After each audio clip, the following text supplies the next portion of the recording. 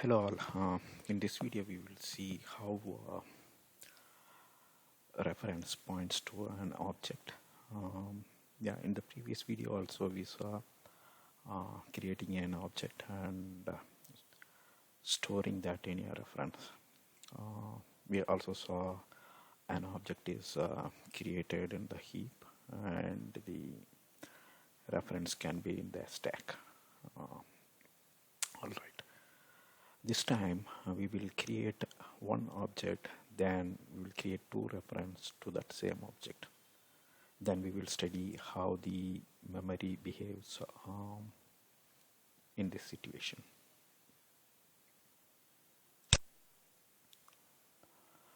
So on the top left,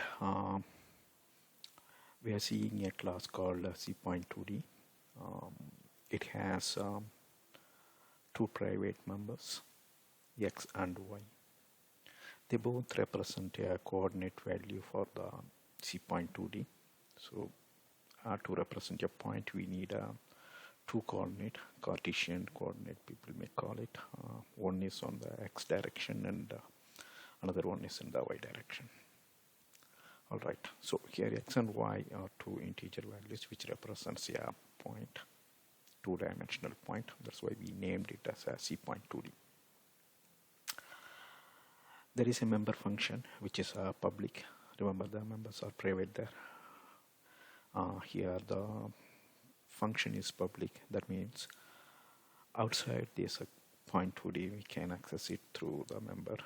We will see more about those access specifiers in some other video. For now, let's see that through public function we can access the private members.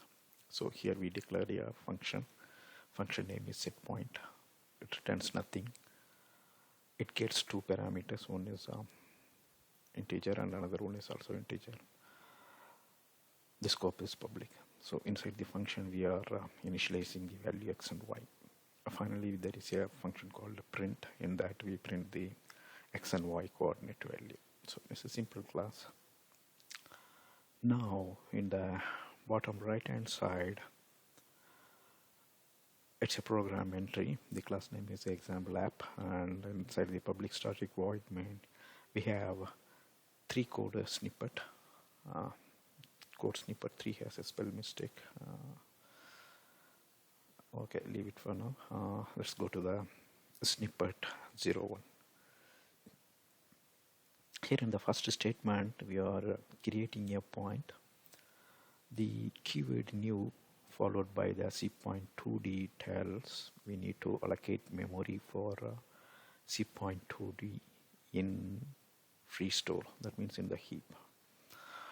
Once the memory is ready, then the address of that memory is stored in pt1ref1, which is in the stack. cPoint2D pt1ref1 stores some value so that it can reach to the memory location on the heap. Once this is ready, the cPoint2D, since it has two data members X and Y, it will have two slots, and that two slots are not initialized. So through the reference we make a call to setPoint 5, 5. Since that is public, we can access it inside the void main. So we pass 5, 5, then we print the value at the end of the code snippet 1. So this slot will hold the value of 5, 5, and when we print, it will print 5, 5 in code snippet 1. In code snippet 2, what we are doing, see here, we doesn't create any object. Remember, the new keyword will allocate memory. How much memory to be allocated is decided based on the following class name. So in the code snippet 1, very first statement, new will tell the runtime that it needs to allocate a memory. How much memory needs to be allocated is decided based on the object name followed by the new keyword.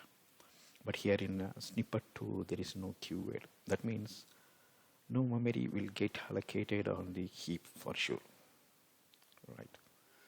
So the right hand side of the equal to is a pt1 ref1, and in the left hand side there is a new reference pt1 ref2.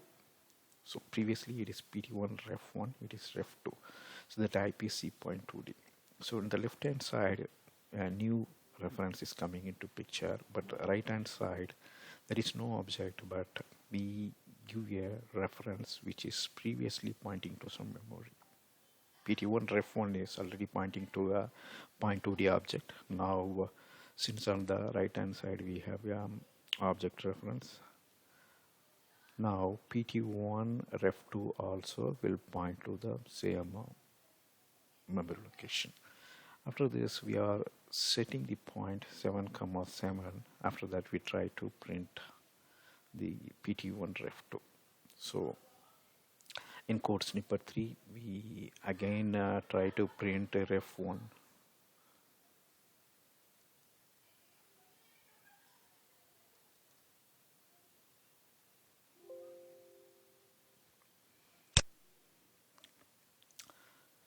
So in code snippet 2 we print the value of a point through pt1 ref2.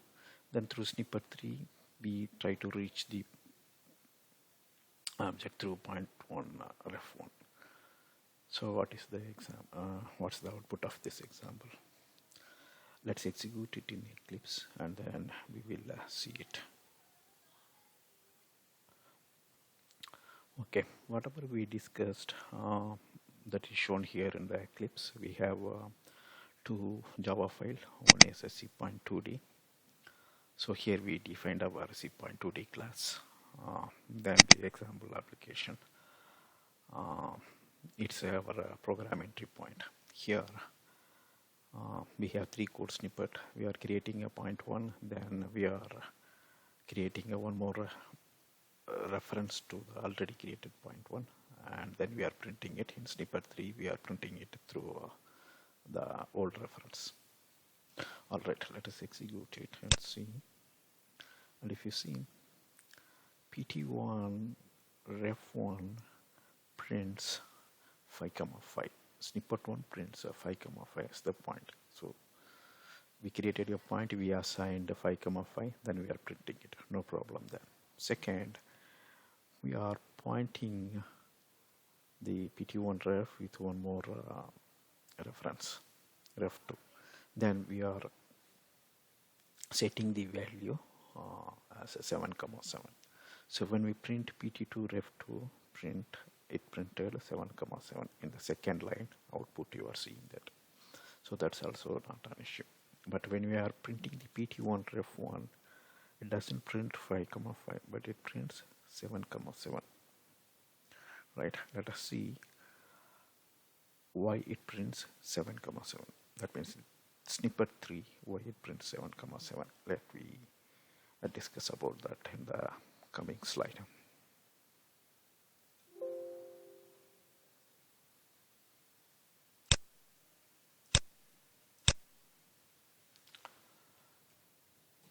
So now we executed the code in Eclipse. If you see here in the left hand side, after executing the code snippet, this is the memory layout. To remember what we did in the very first line, we created an object using the keyword new c.2d. That's the statement on the right hand side of the equal to operator. So here in the picture, after executing that statement, you will see a memory slot at LOCABC, and that will get created in the heap. The left hand side is c.2d pt1 ref1. That means once that left hand side is read, the memory is created in the stack segment just to hold the location of the heap, so that whenever you make use of pt1 ref1, the runtime, Java runtime knows which memory location it needs to reach. Then you can perform data read or write. Here the data is the coordinate value x and y. So in the next statement, we are asking for set point 2D. Then we are passing a two integer variables. So those variables will hold the value of 5 comma 5. Then it is assigned to the internal member of the object. So once that second statement is over, we will see the slat will get filled with value 5 comma 5. So this is the result of the code snippet 1.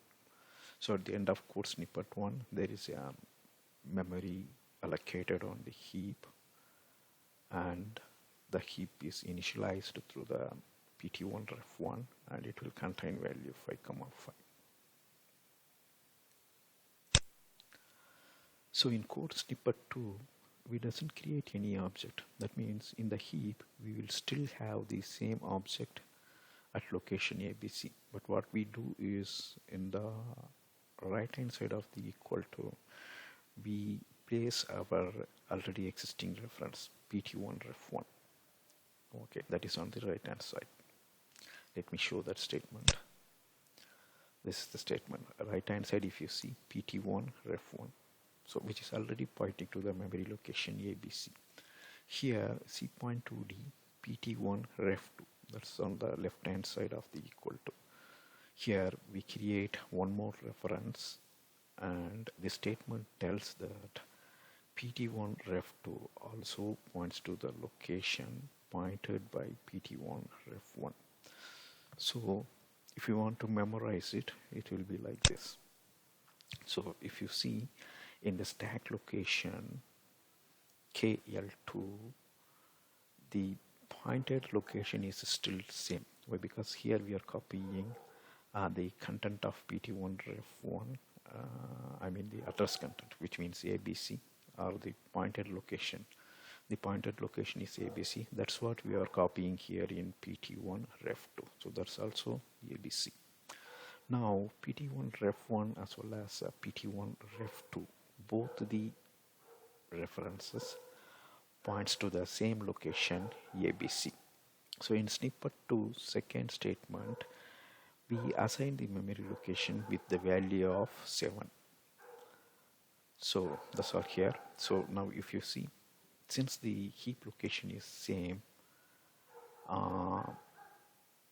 we changed the content of pt1 ref1 through pt1 ref2 reference.